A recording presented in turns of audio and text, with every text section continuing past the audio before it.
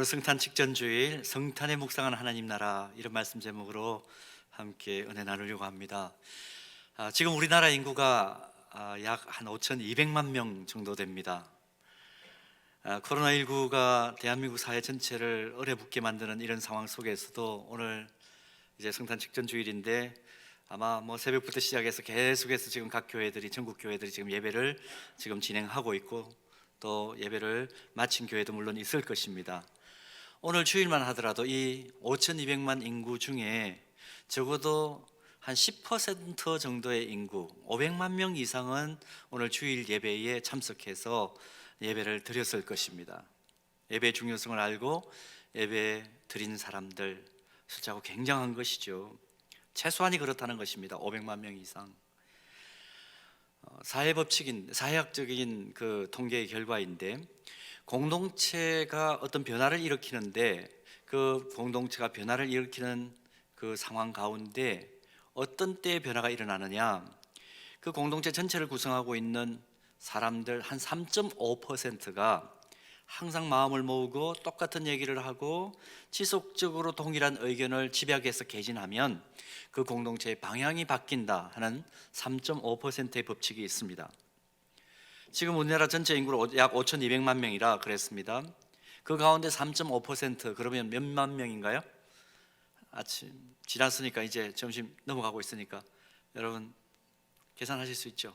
182만 명 정도 됩니다. 182만 명. 이 이론대로라면 우리나라 인구 가운데 지금 3.5%를 훨씬 상회하는 사람들이 지금 예배를 드리고 있는 것입니다. 또 오늘 예배를 드렸습니다. 3.5%라는 이 숫자가 창조적 소수로 남아있어서 같은 뜻을 가지고 움직이면 나라의 방향도 바꿀 수 있고 미래도 바꿀 수 있다, 그런 이제 사회학적인 이론인데, 근데 사회학적인 이론만 그런 게 아니고 성경을 보면 이 창조적 소수의 중요성을 이곳저곳에서 말하는 곳이 너무 많죠. 아브라함 때는 소돔과 고모라 그 상황 속에서 이곳을 멸하지 않기 위해서는 몇 명이 필요하다 그러십니까? 10명이 필요하다. 근데 10명이 없어가지고 망한 거죠. 그 많은 숫자들 가운데. 또 가나안 정탐한 이후에 가나안 정탐꾼들 12명 가운데 몇 명만 소수 의견을 냈습니까? 2명만 창조적 소수 의견을 냈습니다. 근데 그것이 결국은 이루어지는 것을 말씀은 우리에게 증언해 줍니다. 예레미야 5장 1절 말씀 한번 볼까요? 예레미야 5장 1절에서는 이렇게까지 표현합니다. 창조적 소수의 중요성을 잘 보십시오. 너희는 예루살렘 거리로 빨리 다니며 그 넓은 거리에서 찾아보고 알라. 너희가 만일 정의를 행하며 진리를 구하는 자를 몇 사람입니까? 한 사람이라도 찾으면 내가 이 성읍을 용서하리라. 하나님께서도 창조적 소수를 너무너무 가치롭고 중요하게 여기신다는 것을 확인합니다. 여러분, 이만큼 이 창의적으로 움직이고 대안적으로 움직이는 사람들이 중요하구나, 오늘 말씀을 통해서도 사회적 법칙을 통해서도 우리가 확인을 하는데, 오늘 우리가 그리스도인으로서 함께 고민할 수밖에 없는 것은 무엇입니까? 매주일 최소한 전 인구의 10% 이상인 500만 명 이상이 하나님 말씀을 듣고 묵상하는 자리에 있습니다. 매주일 전국 10% 이상인 되는 사람들이 꼼짝없이 주일 예배당에, 혹은 요즘은 온라인 예배가 또 드릴 수밖에 없는 상황이니까 하여튼 말씀 앞에 조용히 앉아서 말씀을 듣고 경청하고 묵상하는 시간을 가집니다. 최소한 듣는 시간이 몇 분입니까? 한 번 들으면 적게는 25분에서 30분, 어떤 교회는 50분 넘게 설교하는 교회도 있죠. 1시간 넘는 교회도 있습니다. 이게 작은 시간이 아닙니다. 한 주간 7일의 시간 중에 무엇인가에 집중해서 30분을 매주 보낸다. 그것도 1년, 3년, 5년, 10년, 평생을 그렇게 보내시는 분들도 계시죠. 충분히 자신의 삶을 변화시키고 자신이 살아가는 삶의 환경에 영향력을 끼칠 수 있는 의미 있는 시간을 지금 우리는 가지고 있는 것입니다. 그런데 변화가 일어나질 않습니다. 그리스도인들을 통해서 변화가 나타나질 않습니다. 왜 그럴까요? 예수 믿지 않는 철학과 교수 한 분이 이런 얘기를 하는 것 들었습니다. 요즘 한국교회 그리스도인들이 신앙생활 하는 것을 가만히 보면 믿음이라는 값싼 대가를 한번 지불하고 구원받고 천국 가는 자기 영혼의 영구 보험을 들어놓고는 세상 사람들보다 더 세속적으로 사는 것 같다. 기독교를 소망의 종교라고 하는데 솔직히 요즘 그리스도인들을 보면 기독교는 절망의 종교다. 비수 같은 말이죠. 그런데 이 말에 항변하기가 참 어렵습니다. 세상 사람들 눈에 다름이라는 것, 뭔가 차원이 다르다는 것, 그래서 공동체 자체를 변화시키는 동력이 그리스도인들로부터 나오지 않는다, 이걸 지금 보고 있는 것이죠. 사랑하는 여러분, 성탄의 계절을 지나가면서 오늘 우리가 그리스도인들로서 하나님의 부르심을 받은 차원이 다른 삶을 살아내야 될 사람으로서 이 세상을 어떻게 변화시키고 또 세상 사람들이 나의 변화를 보고 저 속에는 뭔가 다른 것이 있다, 긍정적인 요소가 있다, 그것을 어떻게 우리가 인정함 받을 수 있을까요? 또 우리로 하여금 지속성 있게 변화의 주체로, 긍정적인 변화의 주체로 서게 만드는 아주 중요한 믿음의 내용이 무엇일까요?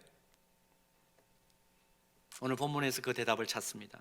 오늘 본문에서 찾는 대답은 무엇이냐 하면 하나님 나라에 대한 믿음과 소망을 우리 그리스도인들은 독특하게 가지고 있는 것입니다. 하나님 나라. 이 하나님 나라 때문에 우리는 다른 삶, 차원이 다른 삶, 변화를 이끌어내는 삶을 살 수 있다는 것이죠. 그러면 우리에게 의문이 생깁니다. 하나님 나라는 도대체 어떤 나라인가?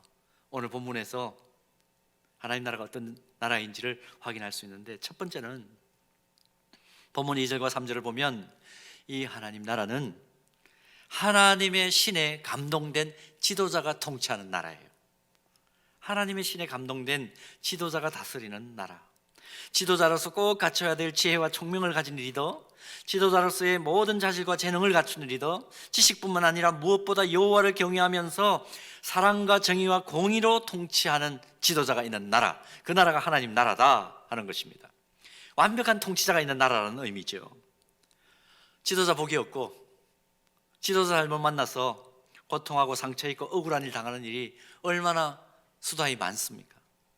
그런데 하나님 나라는 완벽한 통치자가 다스리는 나라이기 때문에 그런 일이 일어날 수가 없다는 것입니다. 본문 3절 중반 이후를 보면 참 재미있는 표현이 나옵니다. 그가, 이 하나님 나라의 통치자를 말합니다. 그가 여호와를 경외함으로 즐거움을 삼을 것이며 그의 눈에 보이는 대로 심판하지 아니하며 그의 귀에 들리는 대로 판단하지 아니하며 그랬습니다. 상상을 해보겠습니다. 한 나라의 공동체, 한 나라의 지도자가 눈에 보이는 대로 객관적인 사실이 아니라 자기 감정에 치우쳐가지고 나라를 이끌고 나라를 통치하면 어떻게 되겠습니까? 선한 사람들의 이야기를 듣는 것이 아니라 친한 사람들의 이야기만 듣고 이해관계와 사심에 따라서 움직이고 주변에 있는 사람들의 정에 이끌려 다니면서 공동체를 이끌고 다니고, 그렇다면 공동체는 절대로 평안할 수 없을 것입니다. 일관성 없이 갈짓자 걸음을 걷는 정책을 세우고 정책 수행 과정에서 선이 악이 되고 악이 선이 되는 희한한 일들이 계속해서 반복될 수밖에 없겠죠. 그런데 이와 같은 일을 하나님 나라의 통치자는 절대로 하지 않는다는 것입니다. 악한 자는 악한 대로 다루고 선한 자는 선한 대로 대접하는 공의가 살아있는 나라가 하나님 나라다, 오늘 본문을 통해서 확인합니다. 그러니 이 나라에는 억울함을 당하는 자가 없고 고통과 상처 속에 쌓인 한을 풀지 못해가지고 하소연하는 사람들이 결코 생기지 않는 나라가 바로 하나님 나라다, 오늘 본문은 소개합니다. 그래서 본문 5절을 보면 이런 하나님 나라를 다스리는 지도자를 이렇게 묘사하죠. 공의로 그의 허리띠를 삼으며 성실로 그의 몸의 띠를 삼으리라.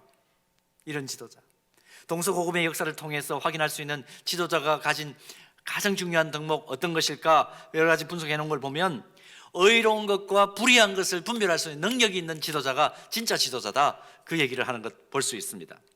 선과 악을 정확하게 구별해낼 수 있는 능력, 이것을 공의라고 그러죠. 선은 선대로 악은 악대로 다스리는 것입니다. 그런데 지도자에게 이 공의만 있어서는 안 됩니다. 선악을 판단만 하고 자신은 선하게 살지 않는 그런 지도자 더 최악이죠. 그래서 지도자에게 이 공의와 함께 필요한 것이 뭐냐 하면 성실입니다. 성실함. 아무리 공의를 가지고 통치해도 지도자가 앞장선 모범을 성실하게 보이지 못하면 그거 안 되는 겁니다. 먼저 자신이 성실하고 동시에 공의로워야 된다는 것이죠. 그러므로 하나님 나라는 어떤 지도자의 다스림이 있는 나라냐? 공의와 성실을 허리띠처럼 메고 다스리는 지도자가 있는 나라. 중요한 일을 앞에 두고 힘을 내야 되고 파이팅이 필요할 때 종종 우리가 이런 말을 하죠. 허리띠 바짝 졸라맵시다. 허리띠를 바짝 졸라맵시다.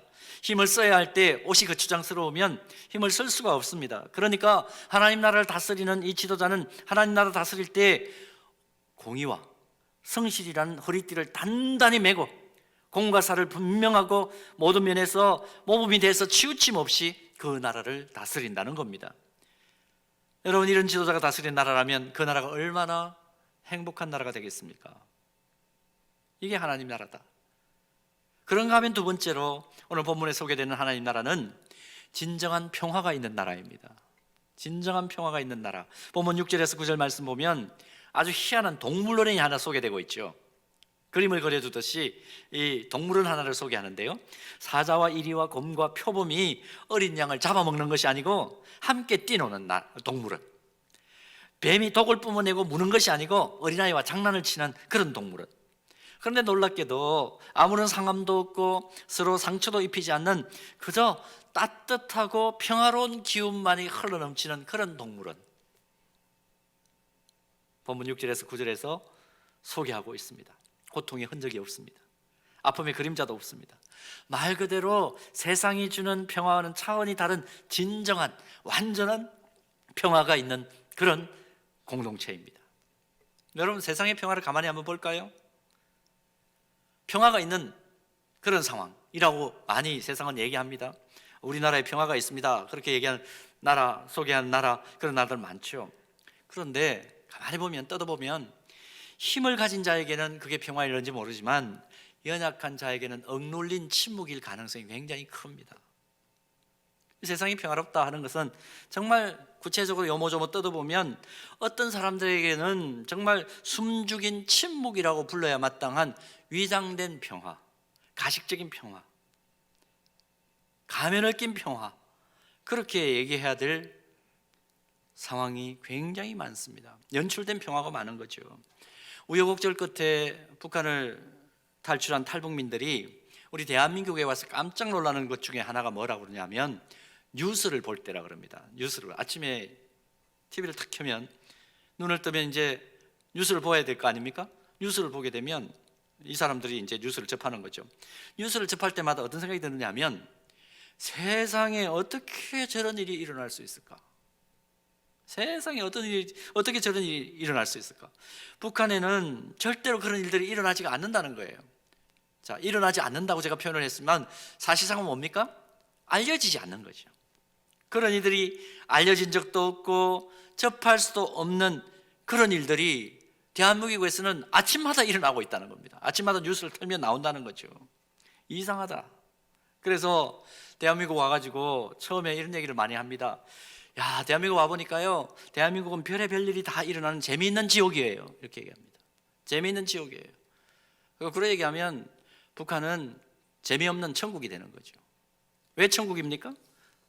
어릴 때부터 최고 지도자의 영도 아래 절대로 부정적인 사건 사고가 일어나지 않는 평화로운 강성대국이 북한이다, 그렇게 세뇌를 당했기 때문에 어떻습니까? 끔찍한 사고 일어나도 방송되지 않습니다. 뉴스로 나오지 않습니다. 그런 것들 제대로 한 건도 제대로 접해지를 못했으니까 이 북한은 그런 일들이 없는 줄 알았는데 나만 나와 보니까 이게 뭐 너무너무 비일비재하게 일어난다는 거죠. 여러분, 정말 북한이 끔찍한 사건 사고가 한 건도 일어나지 않는 평화 공동체입니까?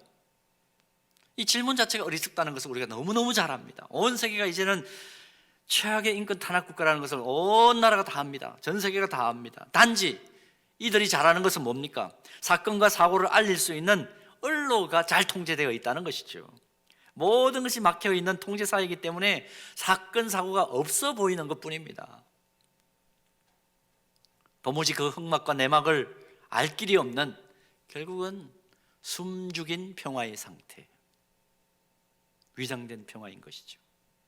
그런데 하나님 나라는 이런 무늬만 평화가 존재하는 것이 아니고 속속들이 견고하고 아름다운 평화가 임한 나라다. 오늘 우리는 본문을 통해서 소개해봤습니다. 여러분, 이런 나라, 이런 하나님 나라 살고 싶지 않습니까? 지금까지 우리는 역사의 흐름 속에서 인간 지도자에 대한 신뢰가 바닥에 내동댕이 쳐지고 사회의 오피니언 리더라고 할 만한 분들이 보여주는 비상식적이고 실망을 넘어서 이건 마음이 무너져 내리는 그런 이제 행동을 경험하면서 수없이 우리가 또 뒤통수를 맞았구나, 그런 경험을 했습니다. 아픈 경험을 반복적으로 하면서 오늘 우리는 본문에서 소개되는 하나님 나라 다시 보면서 어떤 생각이 듭니까? 이 나라 조금이라도 빨리 들어가고 싶다. 1분 1초라도 좀 더 빨리 이 땅에 이 하나님 나라가 임했으면 좋겠다. 그 마음의 소원을 우리는 가질 수밖에 없는 것입니다. 그렇다면 이런 상황 속에서 하나님 나라가 빨리 이 땅에 임했으면 좋겠다, 완전한 통치자가 다스리시는 이 하나님 나라 임했으면 좋겠다, 그 절박한 소원을 가지고 있는데 도대체 이 나라는 언제 어떻게 임하는 것일까요? 오늘 본문 10절에 그 해답이 나와 있습니다. 10절 한번 보십시오. 그날에 이새의 뿌리에서 한 싹이 나서 만민의 기치로 쓸 것이요 열방이 그에게로 돌아오리니 그가 거한 곳이 영화로우리라. 여기서 이새는 다윗의 아버지인 것이죠. 그리고 뿌리는 조상이나 후손이나 자손을 일컫는 문학적인 표현입니다. 그러니까 이새의 뿌리는 다윗의 뿌리에서, 다윗의 가문에서 한 싹이 나서 후손을 일컫는 말입니다. 결국 다윗의 후손인 메시아이신 예수 그리스도가 오시면 하나님께서 진정한 공의와 평화와 성실로 다스리시는 하나님 나라가 이 땅에, 이 세상에 임한다는 것입니다. 여러분, 왜 우리가 성탄을 기다렸는지 그 이유가 분명해졌습니다. 왜 성탄이 세상의 그 어떤 장애로도 막힘이 없는 기쁨이고 감사인지 이유가 분명해졌습니다. 하나님 아들이신 예수님께서 이 땅에 오셔서 하나님 나라가 시작됐기 때문입니다.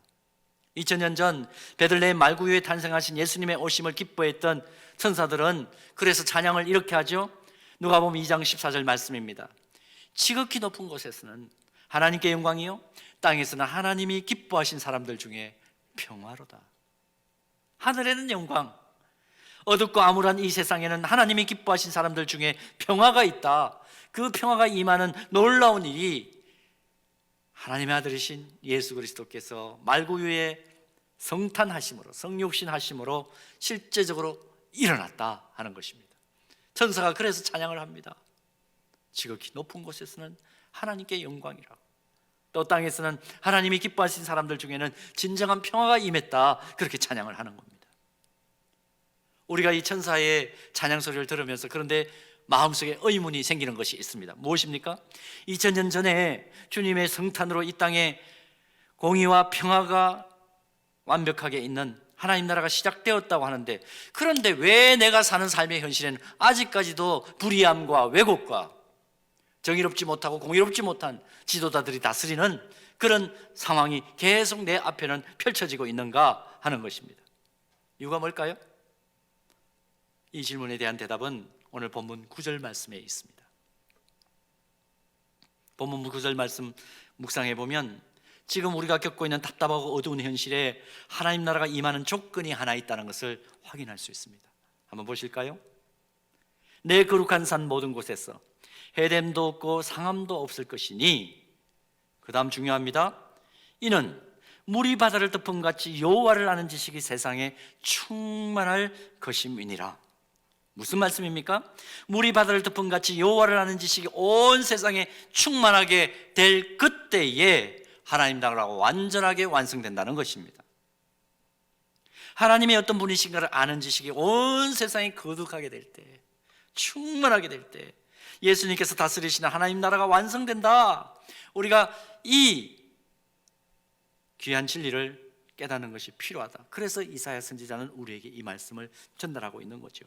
신약 성경에도 보면 제자들이 예수님에게 묻죠. 언제 하나님 나라가 완성되겠습니까? 예수님께서 뭐라고 대답을 합니까? 마태복음 24장 14절 말씀에 이렇게 대답합니다. 이 천국 복음이 어디에게 증언되기 위하여? 모든 민족입니다.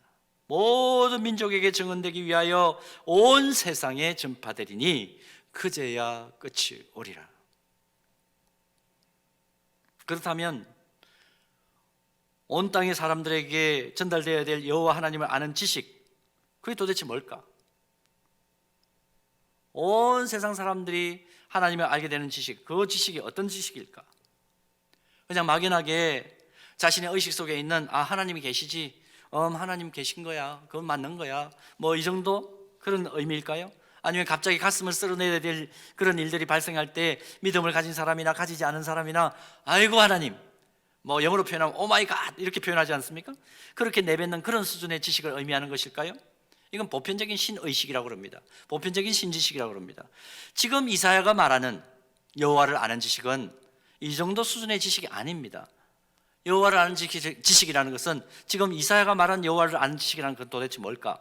요한복음 17장 3절 말씀 한번 보겠습니다.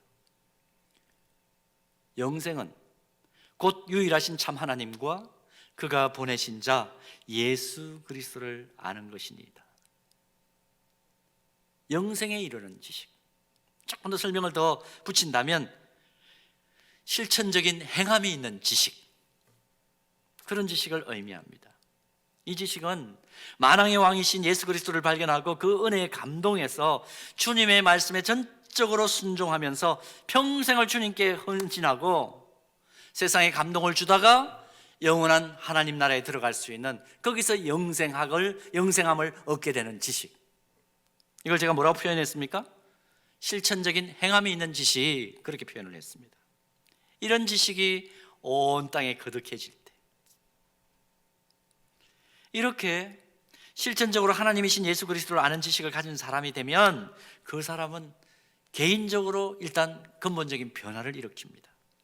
사자의 성품을 가졌던 사람, 그 사람들이 어린 양의 성품을 가지게 되고, 독사와 같이 날카로운 독을 가지고 상대방을 죽이던 사람이 어린아이와 같은 온유한 성품을 가지게 됩니다.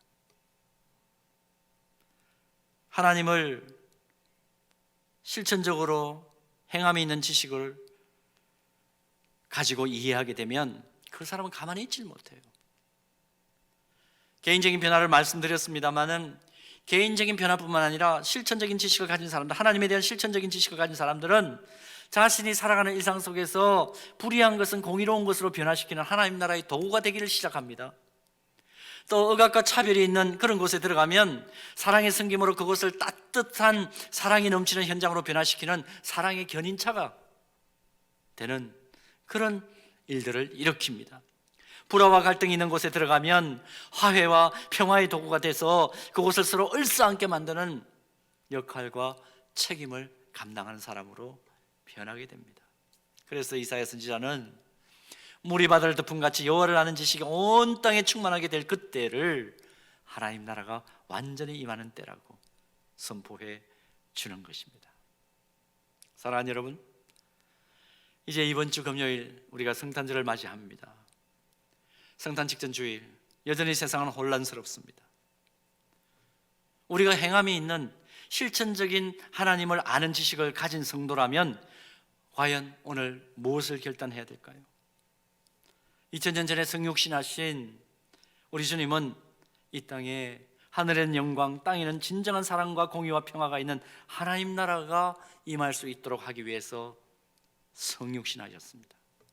그리고 그 일이 있고 난 이후부터 2000년의 시간 흐름 속에서 우리 믿음의 선배들은 여호와를 아는 지식이 온 땅에 충만해지기를 소원하면서 하나님께서 자신에게 주신 시간과 자신의 힘과 자신의 모든 자원과 전문성을 아낌없이 들여서 하나님 나라가 이 땅에 편만해질 수 있도록 자기의 모든 것을 드렸습니다.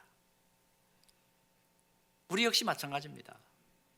실천적이고 진정한 하나님을 아는 지식을 가졌다면 지금 내가 서 있는 그곳이 바로 땅끝인 것을 인식하고 주님 통치하시는 하나님 나라가 내가 서 있는 그곳에 임하도록 일단은 나의 변화를 먼저 추구하는 것입니다.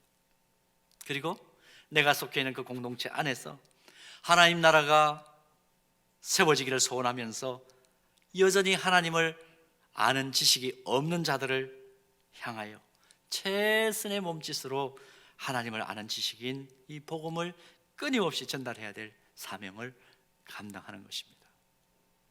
요즘 우리 자녀들이, 초중고등학교 다니는 자녀들이 또다시 학교 등교를 못하고 집에만 있습니다. 요즘 그런 말들이 있더군요.